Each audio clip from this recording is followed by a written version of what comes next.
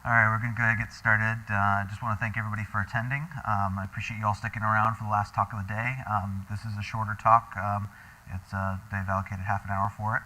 I'd especially like to thank people who drove in locally. I know leaving at 5 versus 5:30 can make a big difference when driving home, especially in Boston traffic and everything happened with the marathon.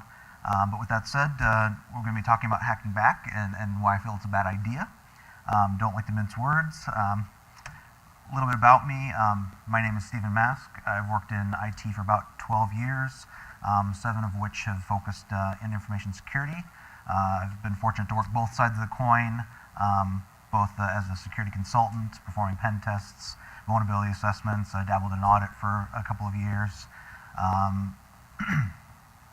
And I've also worked internally. I started as a generalist, made my way around an IT department, and eventually landed in security. I'm currently a security engineer for a Fortune 1000 company, where we provide oversight for most IT initiatives and projects. If anyone wants to talk to me afterward, certainly give me an email. I have the generic account IT Security on Twitter, and I occasionally blog at securityramblings.com. This is also my first talk at a conference, so definitely please fill out the surveys. I'd greatly appreciate the feedback. So just a disclaimer, the opinions expressed here are my own and don't necessarily represent those of my employer, any group I'm affiliated with. This talk is intended to provoke thought on the subject of hacking back and is not intended as advice for your business. Every business is a little bit different. You want to make sure you do due diligence on anything you do, and you want to determine what's best for your business when determining how to respond to an attack.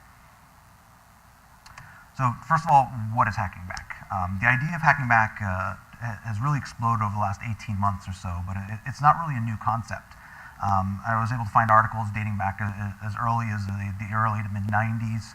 I actually found about 1,000 articles between 96 and 2002. Although in comparison, there are about 6,000 articles in the last 12 months, which is almost 7 times as many that were in 2010. There's also been a number of different talks at conferences lately.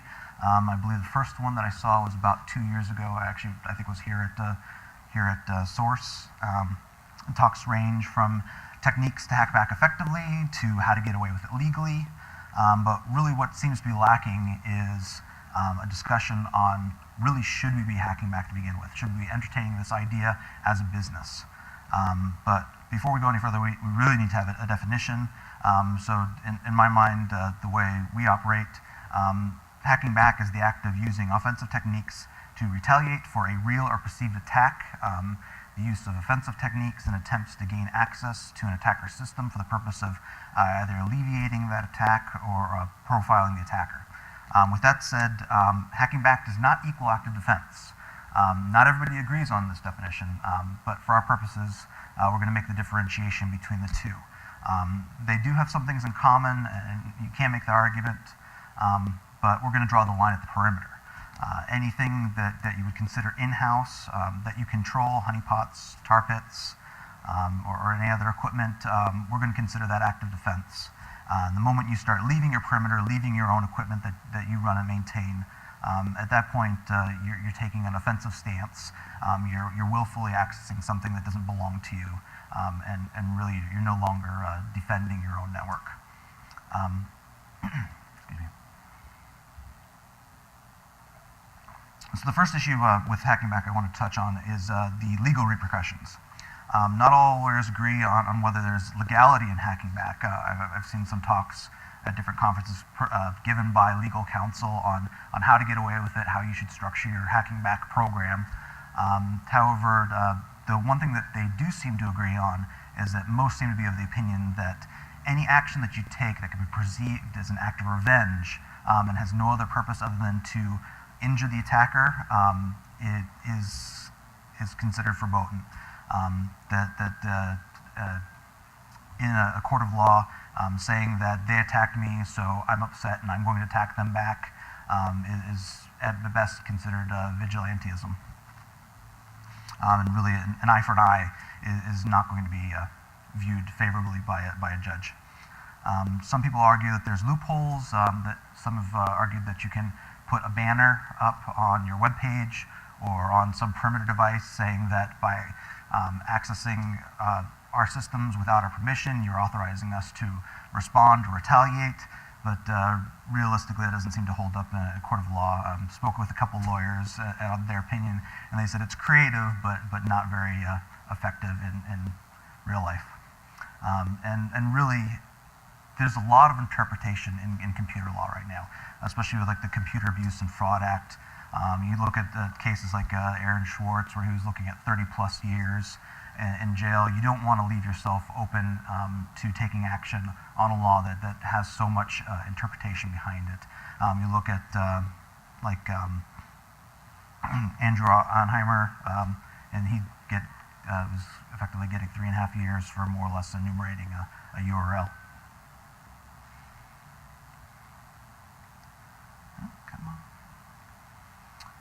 Next, I want to touch on attribution. Attribution is probably the single most compelling argument against hacking back. I really can't stress this enough. It's easy enough to find an IP, but there's no guarantee that the device that you're looking at is attached to the attacker. There are millions of compromised systems out there. There's numerous ways to obfuscate or mask your origin. We've all heard stories of people whose neighbors have connected to their Wi-Fi, either downloaded kiddie porn or sent emails threatening others, and it's the subscriber who pays for that service who has the police show up at their house. I mean, it's usually tracked back to them, but with something like that, these people aren't even attempting to hide who they are. So it's unlikely that you're able to successfully attribute an attacker to the actual, attribute an attack to the attacker. It might be possible to track down if you hire someone who's a computer forensics expert. They may be able to find the true origin, but realistically, the effort, the expense required to have a limited amount of certainty really just doesn't pass the cost-benefit test. Really, the last thing that you want to end up doing is attacking a grandmother because she clicked on the wrong link. And this is really only going to get more important. You look at things like NATO recently commissioned the Talon Manual. Oops. Let's see, I lost my cursor. Huh? There we go.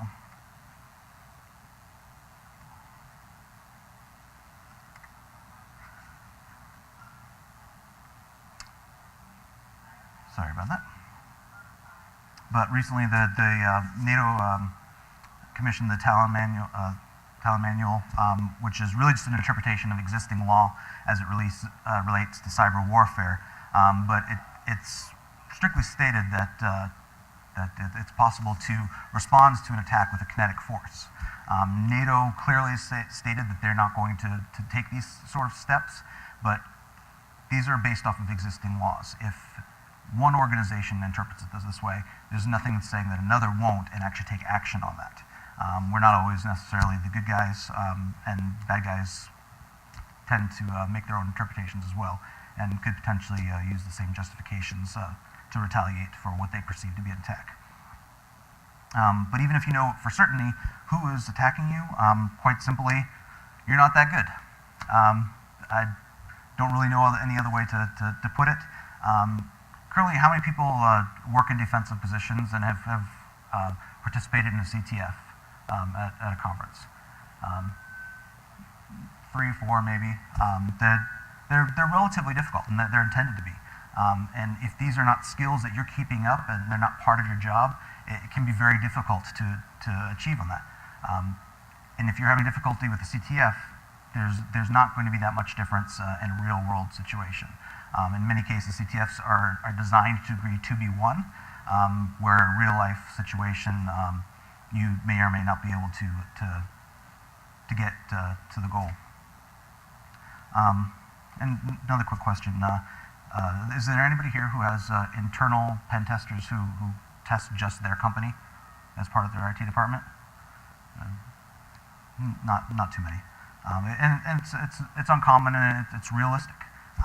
That's not your job. It's not what your department does.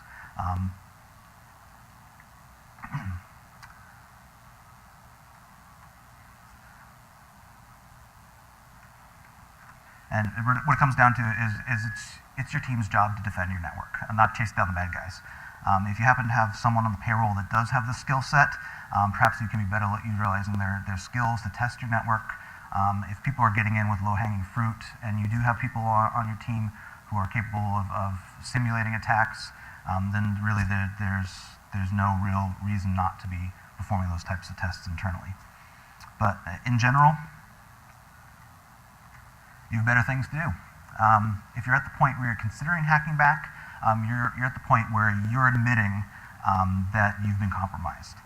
You've been hacked, and you've made the decision that you are going to hack back. Rather than waste valuable time and resources with retaliatory measures, even if your sole purpose is to find out who's attacking you and why, your first duty is really to your business, and the first course of action should be to secure environment, enact your incident response plan, expel the attacker assuming they're still there, and really clean up the damage.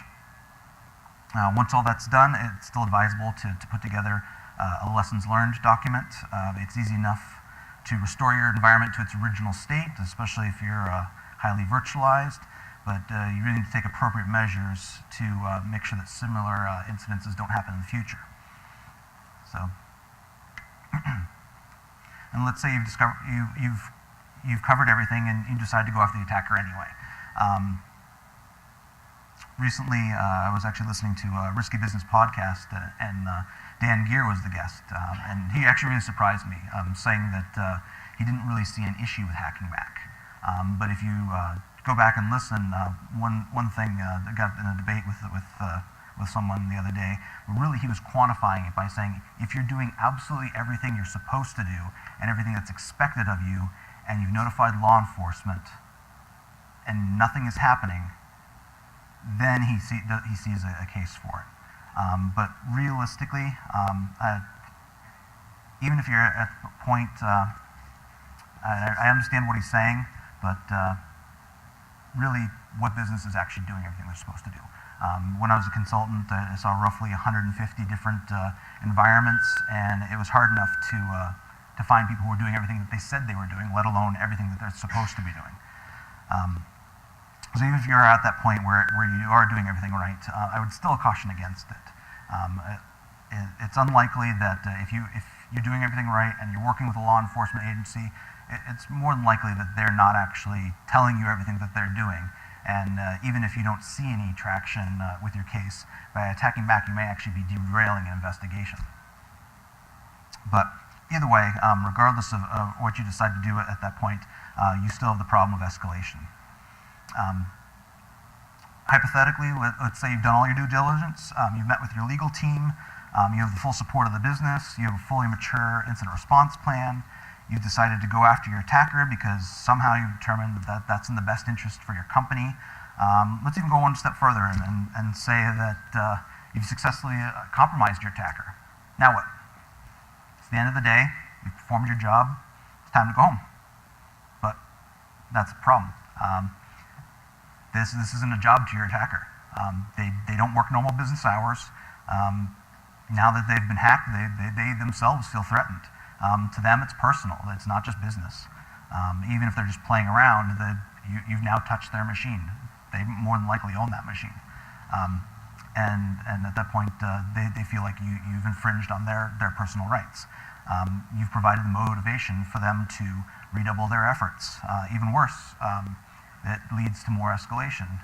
You hit them, they hit you back, and you keep one-upping yourself until potentially somebody takes a physical action to retaliate.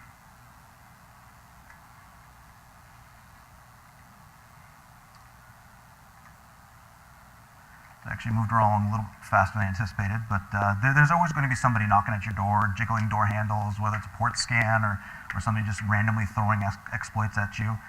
But really the best course of action is just to secure your environment, put together an effective vulnerability management program, an incident response plan, implement effective controls as your company changes and grows, not just static ones. And in many cases, attackers are going to go after the low-hanging fruit. And more than likely, you're not a target attack. You just happen to be the random person that they happen to stumble across, or the particular company that interests them that day. If they can't compromise your systems, you're doing everything you're supposed to do, more than likely they're going to leave you alone. You're not an easy target, and they'll move on. So, do I have any questions? Yeah. Huh? Yeah, so you actually, the part about like the NATO thing you mentioned, right? Yes. I forget what the actual order is. So, Yep. as an example, so, and I don't want to hear yes to this answer, so just say no if the answer is yes. So, like one of our country operations is in Vietnam, and right now they still have their own data center stuff, like they do all their own internet stuff, like it's their own physical presence. And you know they're a little jumpy, so they might decide that they want to hack back if someone that like let's say they chose to hack back against this thing that was doing something to them. They go attack this device, which turned out to be a phone device that's in France somewhere, Sure. in like France government somewhere, because we know critical infrastructure everywhere is all doomed, and we know that even more after our previous podcast has said. So you tell me that NATO could show up at like my company's door because we just attacked some French government thing? Well, with this particular... Like with guns and stuff, not like with like, Sure. Like, not BlackBerry, but... with this particular manual, I mean, it's an interpretation of existing law, and like our laws here, a lot of them are out of date. So theoretically, they can be interpreted that way. NATO themselves has said that they will never do something like that, but there's nothing to say that they won't. That's kind of messed up. I won't disagree. Jack? Supposedly, again, trusting NATO, in the context of defined combat. And the problem is that their perspective is it's a military unit doing cyber warfare during kinetic war. Expect the drones to hit you. However, interpretation of CFAA and other laws gives us pause to think this. Yeah, that's a great point. I mean, even the manual goes on to say that if you're somebody in your basement attacking somebody, you are not considered a quote-unquote cyber warrior. If you're not wearing a uniform, you're considered a non-privileged combatant, and you don't have POW rights.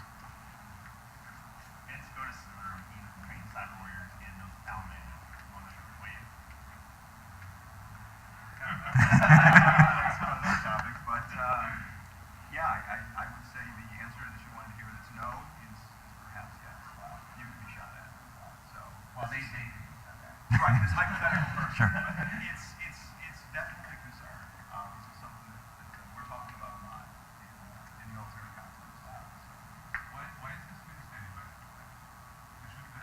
I'm surprised you're finding it stunning that if you attack from one computer system to another, that the government won't show up with kinetic force on your doorstep. If you're an aggressor, We do it all the time. The FBI shows up and does a raid.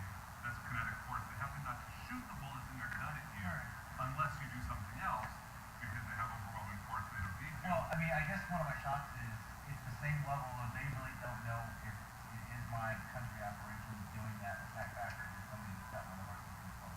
Sure. And they run into that problem in meat space all the time anyway. Just because you happen to have been driving a pickup truck through LA delivering newspapers doesn't mean you don't get confused with the guy who's shooting cops and get shot at, right? Right. I mean, attribution is always hard. and with Sure. increased use of drones, it's even more. Yes. I did have a question. So you kind of carved it up into a black and white area. Don't hack back. Is there a gray though, where you're not honing the machine, you're not getting shell on it. Sure. Instead, maybe you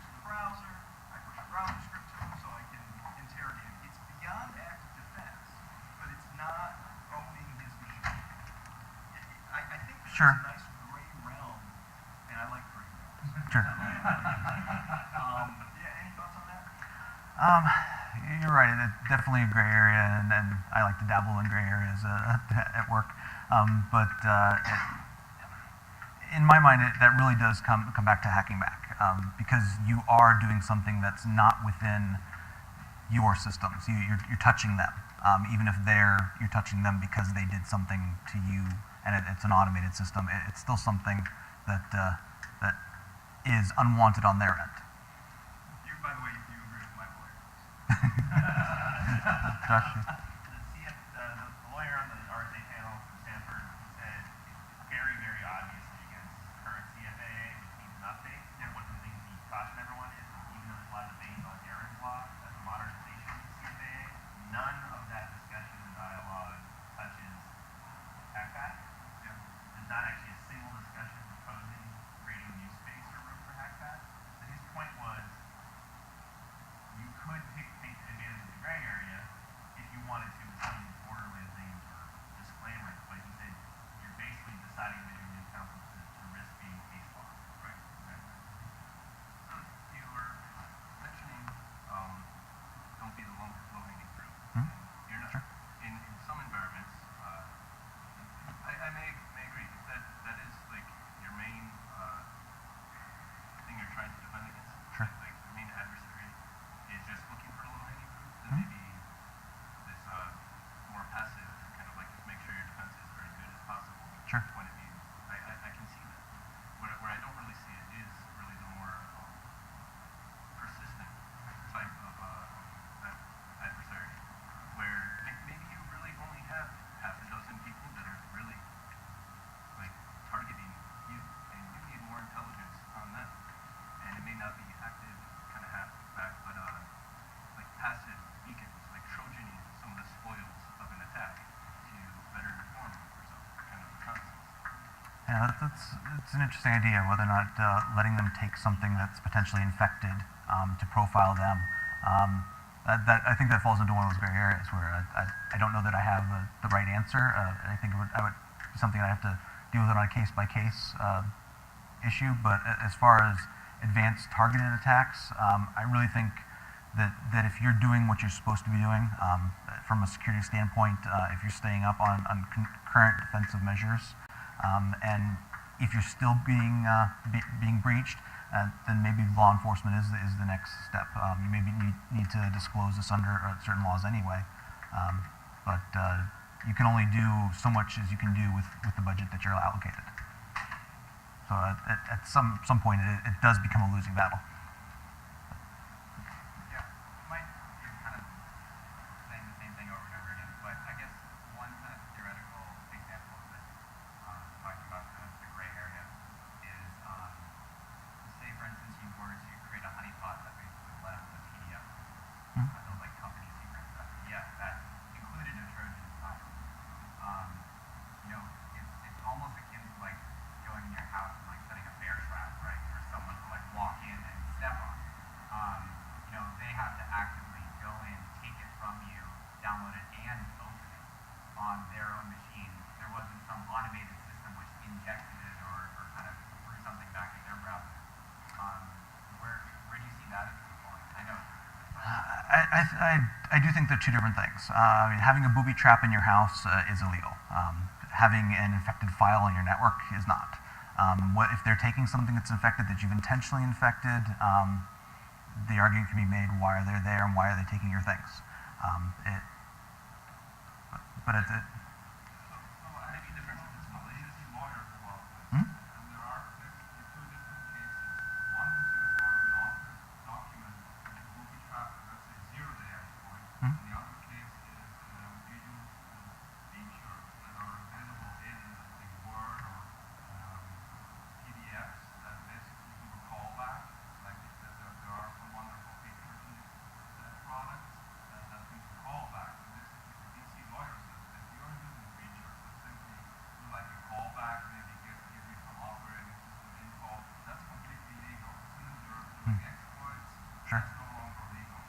Yeah. But just to add, I know that the regular police in some European countries, they are pushing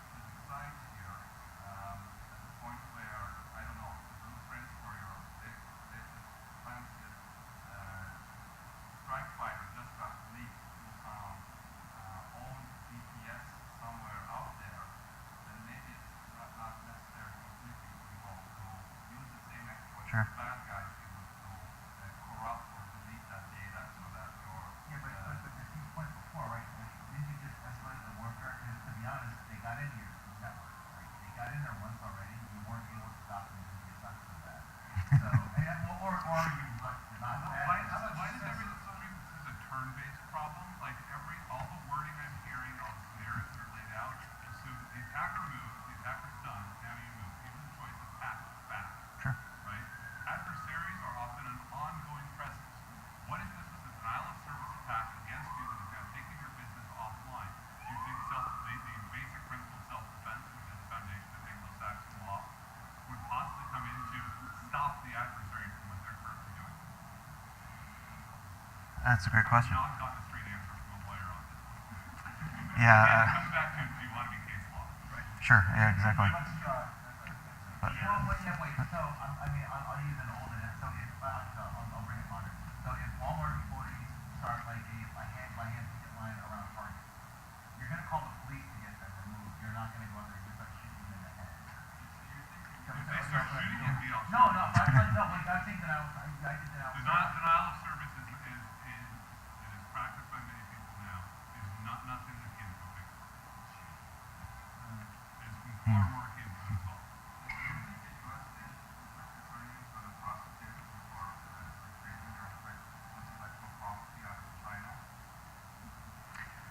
Once you start talking international law, there's a lot of gray areas. In the U.S., yeah, it's hard to say. Sure.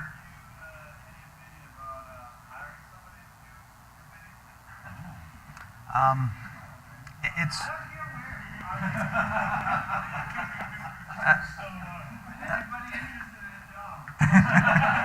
I mean, I've had those conversations before with people, and really you're coming back to the same arguments. You're hiring somebody to. Can we pretend we're saying sort of Boston and be really candid where we all, well, many of us know people who do this. It's an off menu.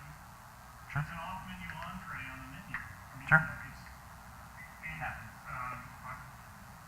May have been a previous source. I mean, for two people that are very effective penetration testers that arguably would offer that service. Sure. And Yep. you have to have a trust relationship with them, and they also understand OPSEC enough that they're going to bounce through a GPS or two before they get there. Yep. And there's probably It's definitely a service that is available for hire. I really think that. It's happening, and what their effectiveness rates are. Nobody can. It's yet another thing in InfoSec that we can't talk about. Sure. They can't talk about. And I think by hiring somebody, you do end up falling back on all those same problems, regardless of whether it's kind of a set and forget employee that you have on the side or consultant, or whether or not you're actively doing it. It's. I don't think that description ought to be on the W-4. Yeah, your accounting department might have a problem with that, but I have 1 minute left. Casey, you had your hand up for a while.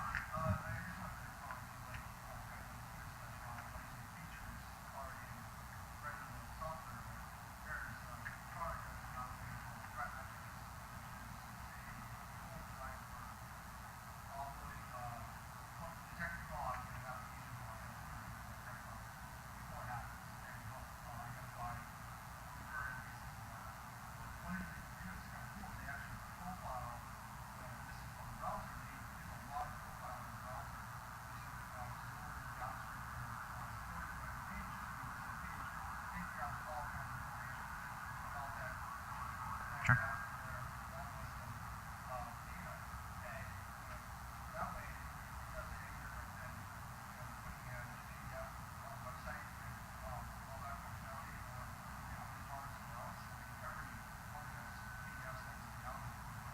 Sure, it's almost a file version of Google Analytics. I mean, at that point to profile.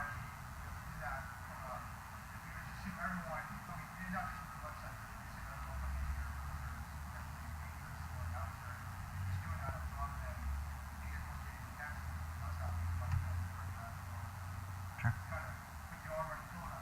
Right.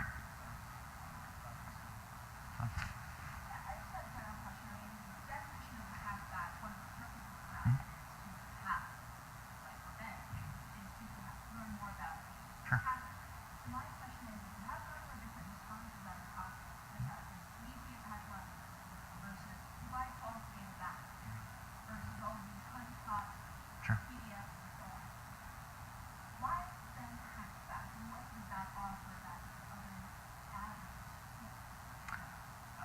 in my mind, it really can't.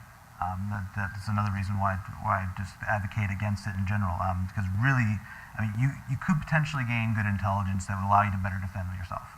But realistically, the number of issues you expose to yourself versus the value that you gain back by attempting to doing these things, really, it doesn't pass the muster. If you weigh the different options, you're not going to get enough actionable intelligence that really allows you to take action against something that may or may not be real because you're not sure about attribution again. But realistically, you can get some information, but I don't know that it's sufficient to go up against all the different risks associated with it. So thank you everyone again. I greatly appreciate it. And